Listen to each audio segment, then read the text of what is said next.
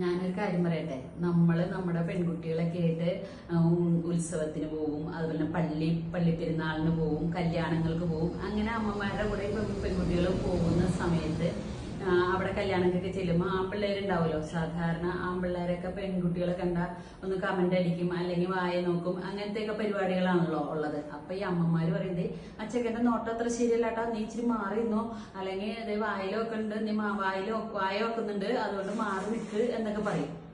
പക്ഷെ ഈ അമ്മയ്ക്കറിയില്ല, സ്വന്തം പെൺമക്കളാണെങ്കിൽ പോലും അവരാണുങ്ങളേലും നന്നായിട്ട് വായ നോക്കുന്ന പിള്ളേരാന്നുള്ളത്.